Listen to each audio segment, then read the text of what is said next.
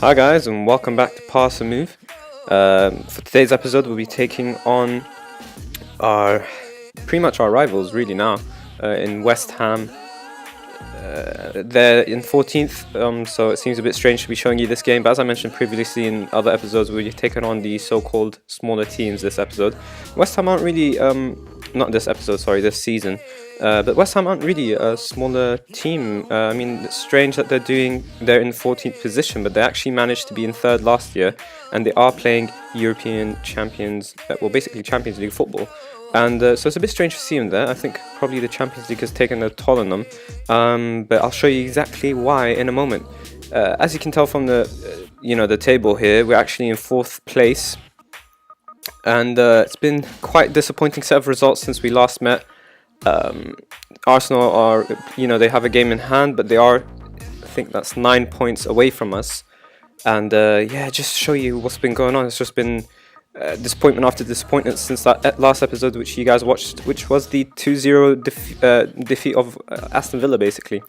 So what happened was we followed that by a bit of a disappointing, well, not even, I don't know why I keep using the word disappointed by the way, but it was a terrible loss to Newcastle away from home.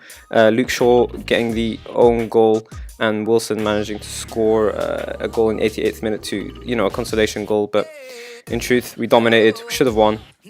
And that was a heavy loss. We shouldn't have lost that at all. I mean, if you think about the games that we lost here, if I breeze through them quickly, we lost to Newcastle. That's not acceptable. We drew to Liverpool. You can somewhat, understand that because it was away from home. But we did lose to City at home, so that's not a nice result at all.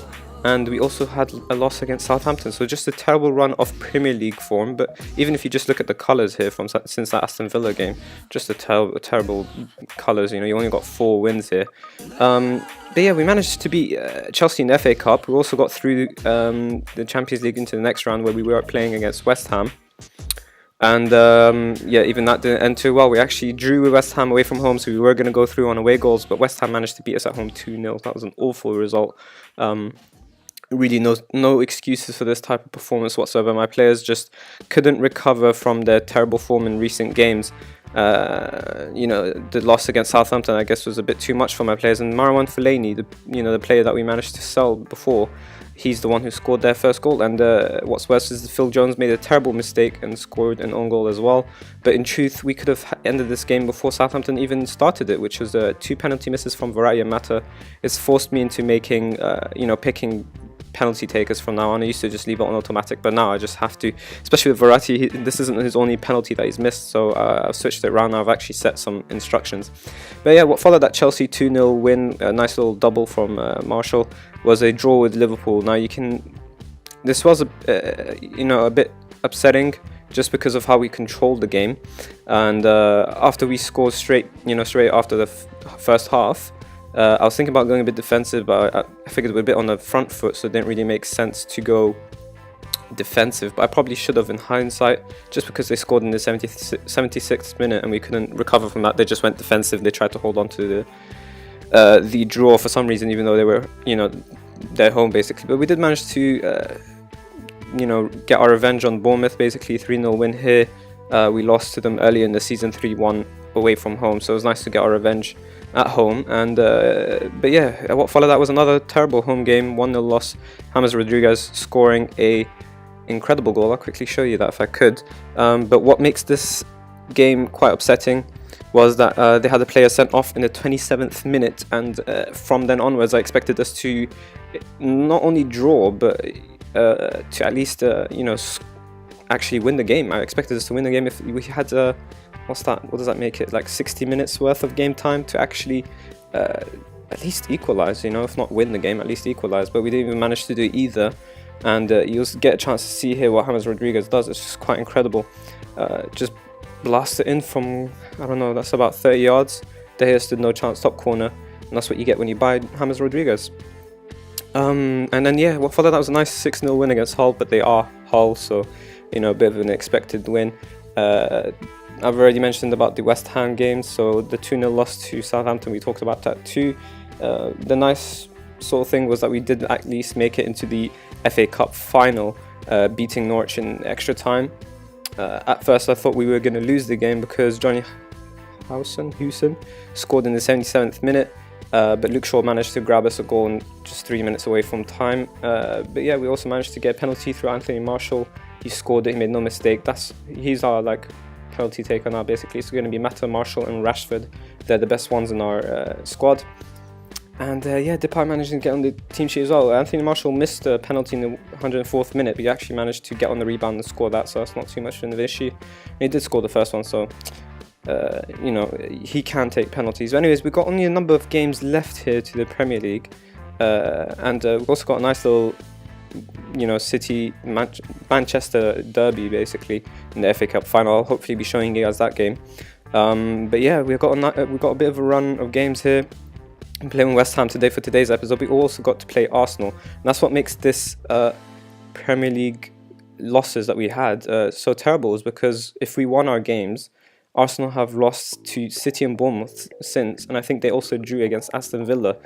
So they had a bit of a bad form as well, so we could have easily, if we won those games, we could have been top by now, especially with us playing them later on. It could have been us winning the league this season, and the performances have pretty much convinced me to invest in defense next year, because you know, our attacking players are definitely scoring enough goals. Let me see if I can show you the stats, but I think we've actually, we're second in goals. I mean, we've scored 84 goals in 33 matches, so that's not terrible at all. I think we had the same goal difference as Arsenal too. In terms of defending though, I'm not sure I can see that. Yeah, we actually conceded the least, so I guess our defense hasn't been too bad, but we have been conceding strange goals, so I wouldn't consider Arsenal to be,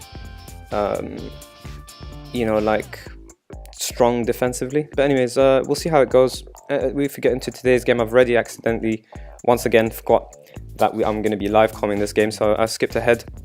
But I haven't played the game, so don't worry. But yeah, we already have everyone selected. We're odds on for favourites, but the expert thinks the same actually. So hopefully we can win this game. Chelsea, I think we would climb above Chelsea based on goal difference. Hopefully we can maybe put some late pressure on Arsenal basically, and you know, we need to win to get into the Champions League to secure it basically. But I'm hoping that somehow Arsenal gonna drop a lot of points, and if we manage to beat them in our game, in the game that we play against them, then maybe there's still a chance to win the Premier League. But so far, from what I've seen in this late little run of games here, since the last episode, I've just been terribly disappointed in my players. They've really let me down. I think that's a bit of a theme since I've first started managing United. I think maybe sometimes I place too much trust in my players, but we'll see whether that trust will ever be repaid. We did win the FA Cup under my leadership basically in the second season. If you haven't watched those episodes, you should definitely check it out. This is actually my third season in charge. If you haven't been watching so far, you can definitely see the previous episodes. But yeah, we do have the ball here, and it looks like we're gonna get an early chance through Rashford. And Martial, I was gonna say that he tucked that home, but that's the sort of expectations I have from him.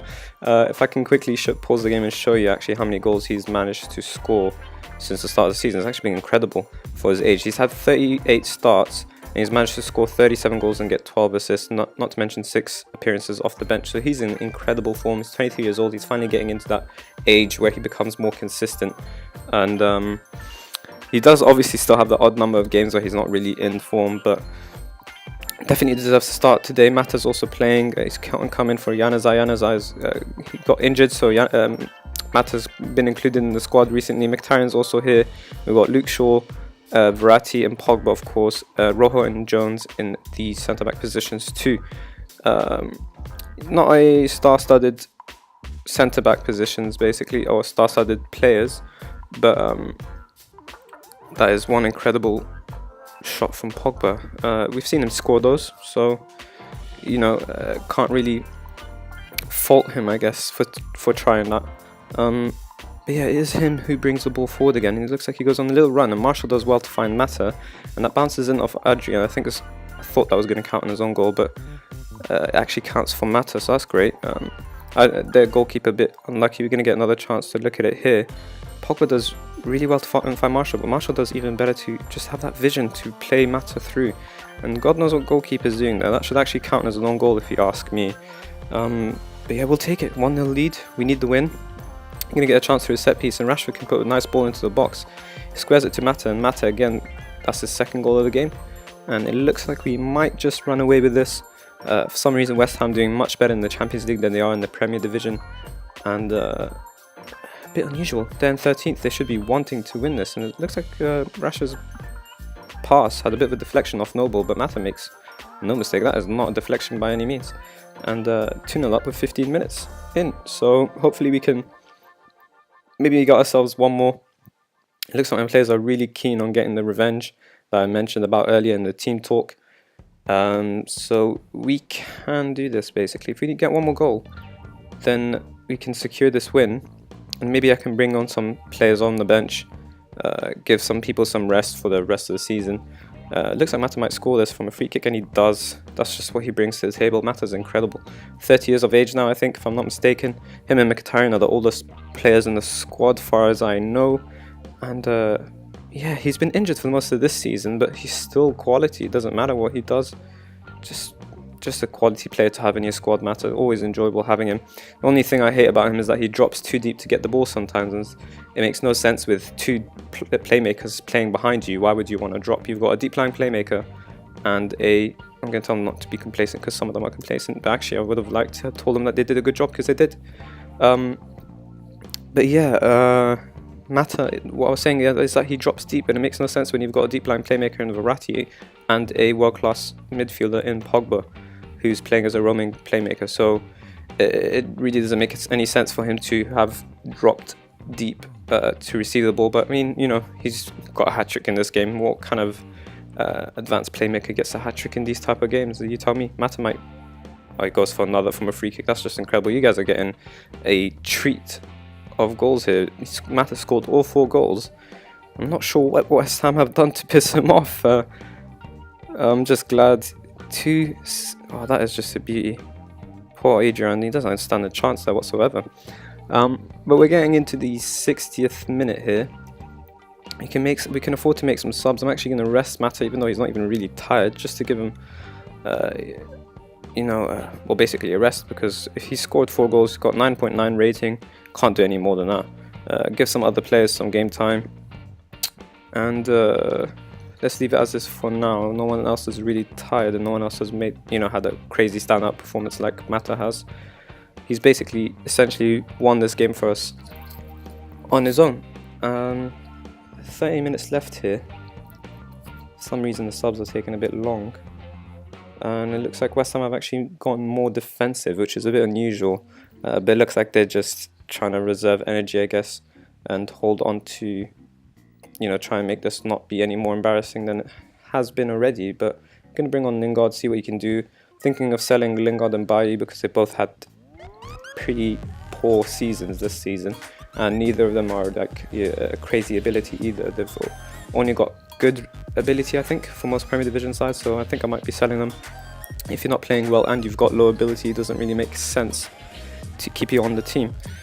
But there hasn't been many highlights since that last one. Looks like we're going to get just one more highlight for the game, and hopefully West Ham don't get a consolation goal. It would be nice to hold on to a clean sheet.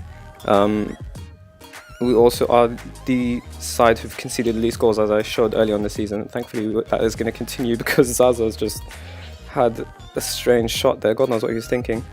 But he scored a fair few against us, so fair enough to him. And he is bringing the ball forward here, but I think it's just going to end 4-0 to us. Mata put on a spectacular show, and he's won us this game single-handedly, and we will climb up the table into second with Tottenham still yet to play their game. Chelsea have already played theirs, so we're definitely ahead of them. If Tottenham lose, then that means, even if they draw, actually, we should still be in second place. That's great. We jumped 2 positions, secured us the Champions League, and it looks like the board have already set us transfer budget. We've got 100 million, so plenty of money to spend. But yeah, in terms of when we'll be back, maybe the last game of the season and then FA Cup special. Might do a double header. Really depends on what goes. If we reach the last game of the season, there's nothing to play for. It doesn't make sense for me to show you this. I'll probably show you the City game. But yeah, the next episode will be the last game of this season, or last episode of this season rather. And yeah, we'll see what goes on. Whether I'll carry on for the 4th season really depends on how this season goes. If you guys are enjoying it, I'll definitely carry on. So if you have been enjoying it, or whether you want me to play with another team, just let me know in the comments section. But yeah, I think that'll be all for today. So yeah, if you enjoyed the video, hit the like button as well, subscribe, and that'll be all for today. So thank you guys for watching.